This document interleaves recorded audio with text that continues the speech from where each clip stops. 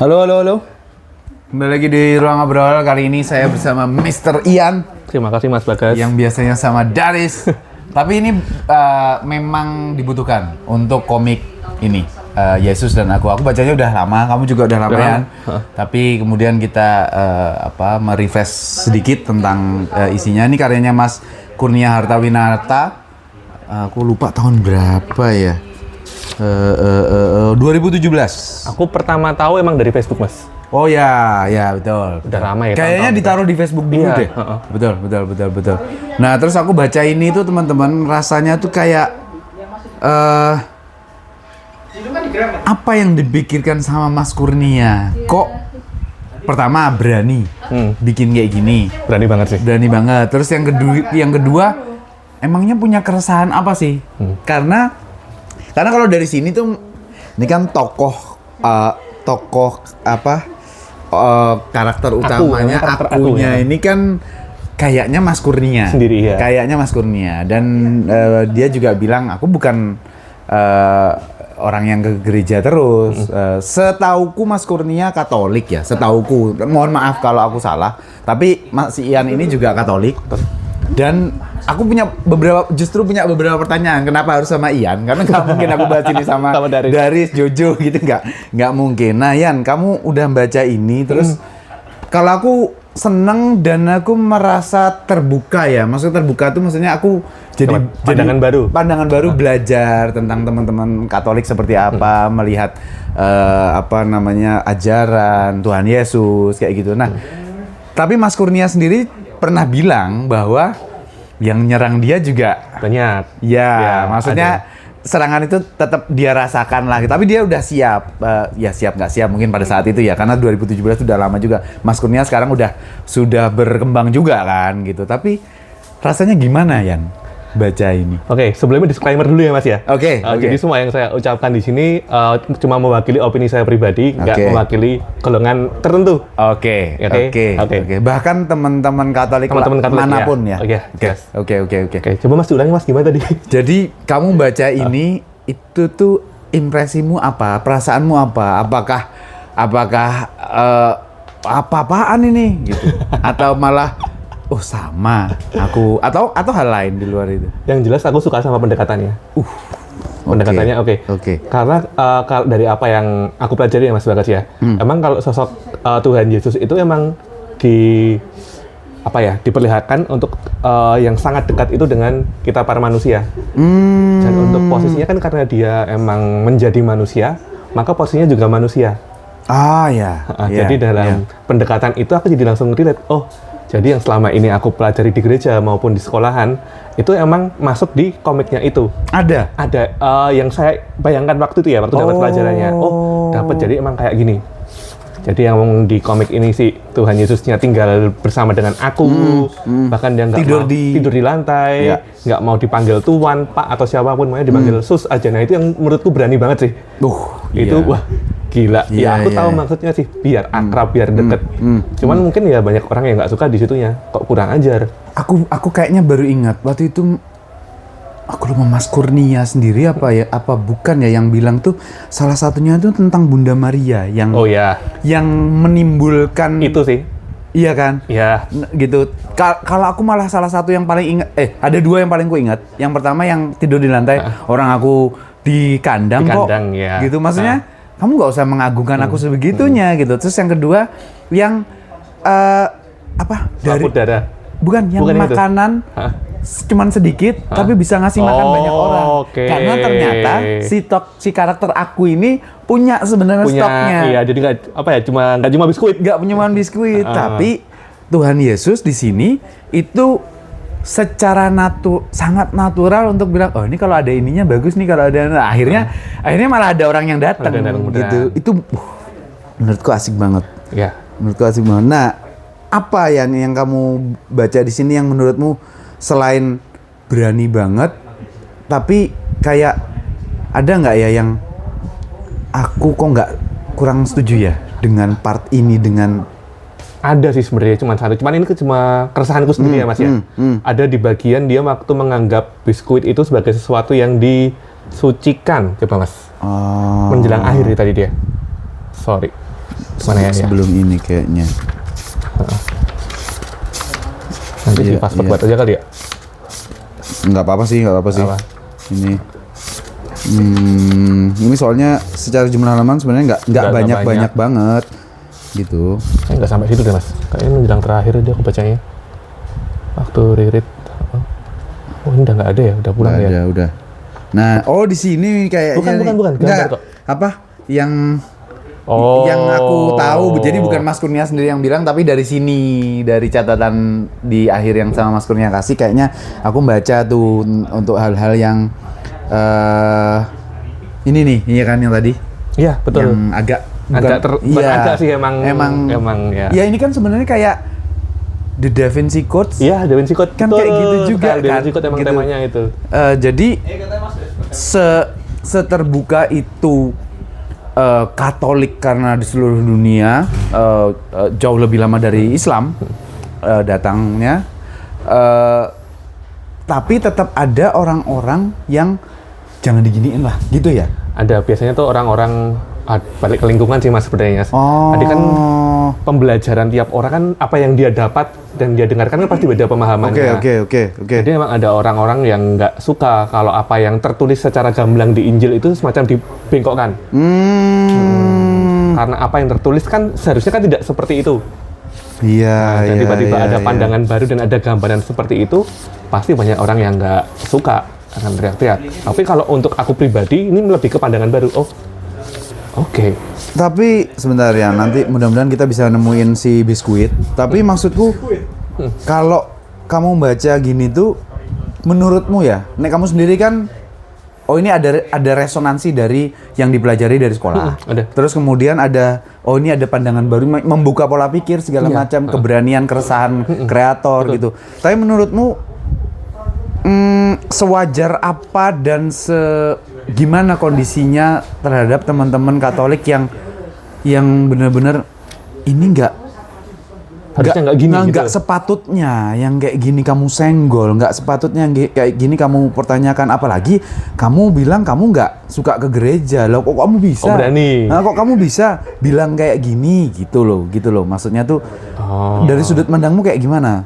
Kalau yang aku lihat ya mas ya, si penulis Mas Kurnia Hatta ini emang mau menggambarkan kegelisahannya. Nah, cuman dia punya basic semacam agamaku dan Yesus itu emang deket. Jadi aku karena agamanya itu lebih ke agama untuk kasih sayang dan lain sebagainya, hal-hal baik. Jadi kayak semacam ini nggak masalah, ini aku curahkan karena emang Yesus dan aku tuh emang sedekat itu. Ada ada sisi personal. Iya, pasti ada sisi personalnya. Iya, yang Mas Kurnia rasa bahwa aku punya kok kedekatan sama Yesus. Ya ini yang kurasakan. Aku memang sedekat itu sama Yesus walaupun aku nggak jarang banget ke gereja, tapi aku dekat.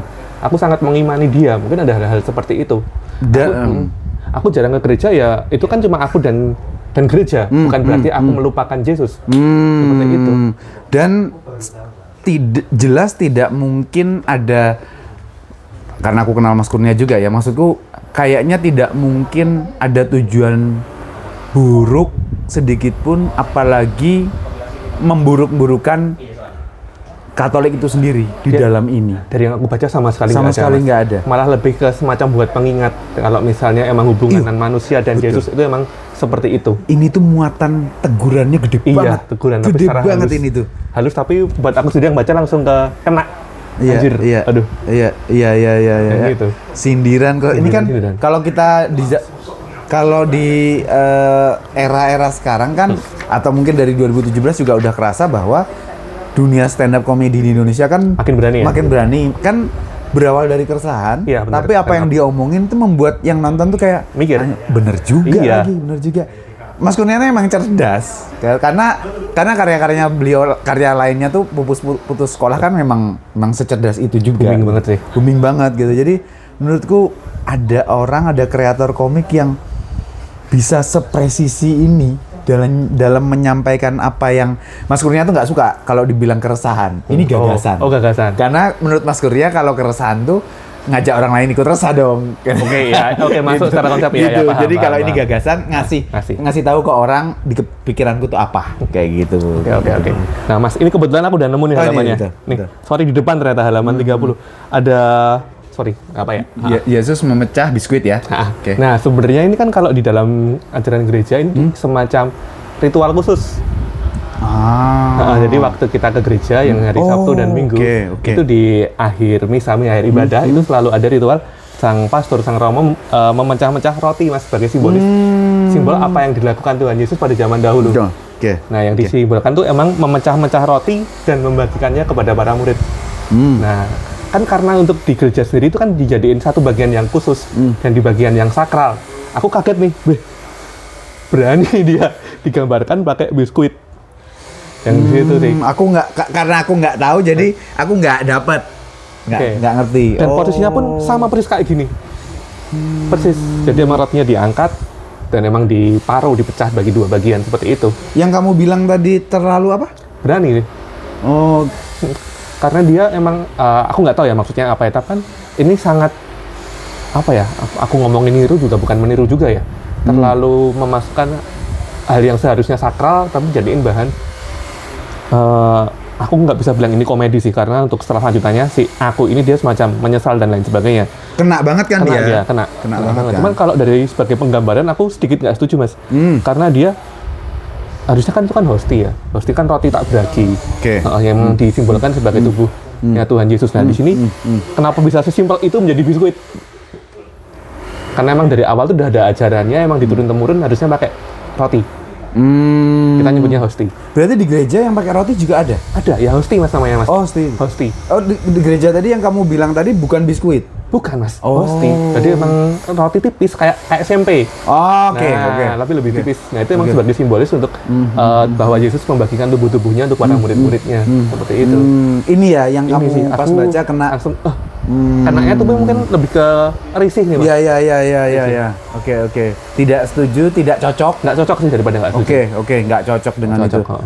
Tapi kalau kayak gini, Yan, apakah kamu sebagai Katolik itu ngerasa ketidakcocokannya itu mengarah ke ini salah sih?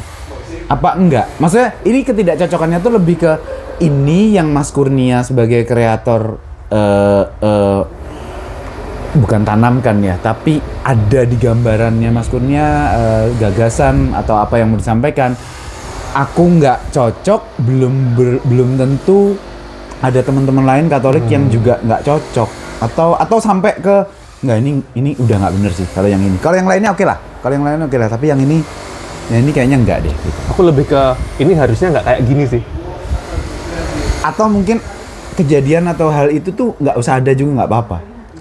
Kalau kita ngeliat dari komiknya ya, Mas ya, karena kan emang efek sebab akibat ya. Karena dia melakukan ritual memecah biskuit, si akunya ini menyesal dan bertobat. Oh iya. Ya, aku lihatnya dari sudut pandang itu, jadi ya aku nggak bisa bilang oke juga sih sebenarnya ya. Cuman ini harusnya bukan seperti ini. Betul, lebih kayak gitu.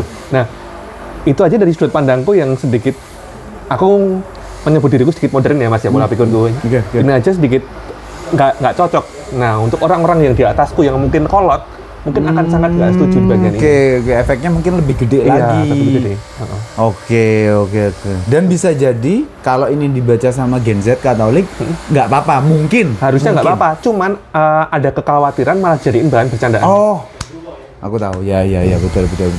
Jadi niatnya menegur, tapi karena mungkin gesekannya cukup kuat, cukup kenceng untuk hal ini terutama. Jadinya malah ada yang bener-bener apaan sih? Iya. Kenapa serius banget sih? Ya, yang kayak gitu lah. Gitu. Gitu aja baper, gitu aja ngapa-ngapa. Ya. Karena sekali lagi nih yang dibahas soal soal hal-hal yang emang dilakukan di gereja. Tapi bukan hal yang bukan buat main-main sih. Oke. Yang kayak gitu. Oke. Mungkin kalau kayak Yesus bilang, ngapain aku pakai kasur di tempat tidur? Aku di sini aja. Itu masih oke, nggak apa-apa. Ya, karena itu juga kejadian beneran. Iya. Dan udah lama dan orang relate bahwa oh ya dulu Yesus di sana. Iya. Tapi kalau ini setiap minggu Setiap minggu. teman-teman Katolik tuh tahu persis. Tahu persis. Nggak mungkin nggak, Mas. Oke. Dan waktu aku ngomongin sedikit, sedikit ibadahnya nggak apa ya. Jadi emang dikhususkan ada doanya sendiri pula. Dan waktu kita yang Katolik untuk boleh menerima tubuhnya ini, simbol tubuhnya ya, ada pelajarannya sendiri mas, 3 bulan. Jadi kalau yang belum menerima pelajaran itu kita nggak boleh menerima ini. Iya. Itu kan memang sakral ya. Ya berarti memang terlepas dari seberapa berani Mas Kurnia, aku rasa dia juga punya alasan yang Pasti ya, ada cukup alasannya sendiri. Ya. kuat atau sangat kuat sih dia. Karena aku nggak bisa ini Yan, aku nggak bisa memilah dan memilih karena memang nggak tahu mana yang merupakan sindiran, mana yang merupakan pertanyaan dari diri Mas Kurnia sendiri atau tokoh aku sendiri, tapi mana yang dia sebenarnya, karena di Islam juga ada hal-hal yang kita nyindir gitu, kayak misalnya aja nih, masa ustadz yang penting bayarannya, misalnya kayak gitu tuh, itu tuh terjadi di mana-mana. Maksudnya obrolan ini juga dan ya udah emang udah terjadi gitu loh. Dan itu kalau misalnya dikomikin, komik 4 ion koma atau 4 panel kayak gitu tuh nggak akan ada terjadi apa-apa.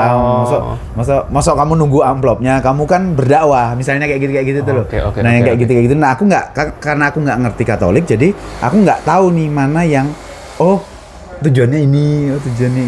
Cuman aku ngerasa jadi salah mas ketika untuk ini kan bahasnya kan soal agama ya mas ya. Agama digambarkan, dipublikasikan, dan yang dipublikasikan itu ada sindirannya dan diperjualbelikan. Aku jadinya melihatnya sebagai hal yang ini dia secara tema bagus. Cuman ada hal yang disindir dan yang disindir terlalu frontal. Kalau bener ada yang disindir? Iya, kalau bener ada yang frontal. Oke. Apalagi itu dijual belikan, Mas. Nah, itu kan jadi salah ya menurutku ya. Iya. Oke. Kalau tujuannya kemudian ada income lah ibaratnya. Ya. Jadi ya itu yang aku emang nggak tahu, tapi yang kita obrolin kan memang karya komiknya, terus kemudian kayaknya Mas Kurnia dulu juga. Apakah ada di sini ya? Saya unggah di Facebook.